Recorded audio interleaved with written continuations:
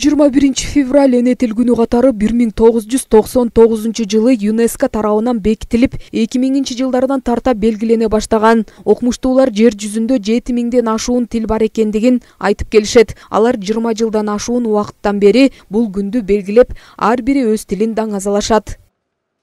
Биз бир аламдын адамдарыбыз. Орусча айтканда мы все граждане одной планеты, которая называется Земля. Бөлүшө турган эч нерсебиз жок. Баарыбыз эле Алланын астында бирдей укуктуу тең адамбыз. Ошол үчүн ортобузда бир гана сый урмат болуш керек.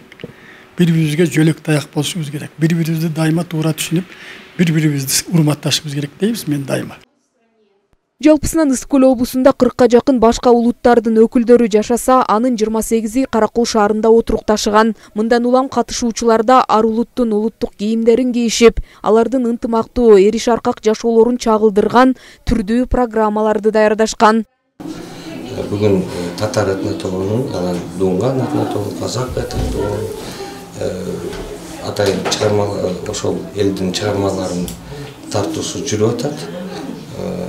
Буга чейин дагы орус элинин жана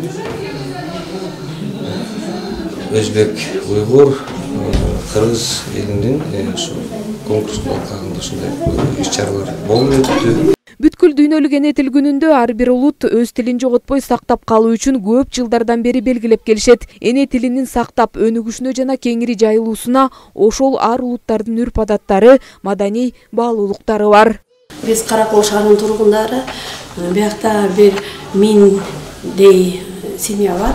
Биз татар башкыртны этногруппасы ар дайым бүт майрамдарга катышабыз. Анан сабантуй өткөзөбүз. Бүт элге реклама жасап, жарыя жасап, чакырып, ошо.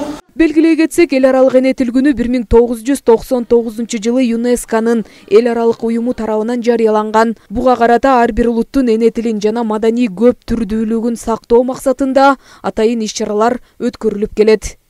Жазгүл Сатаева, Нурдин Урманбетов, Сергей Мищенко, Ысык-Көл маалымат кызматы үчүн Каракол шаарынан.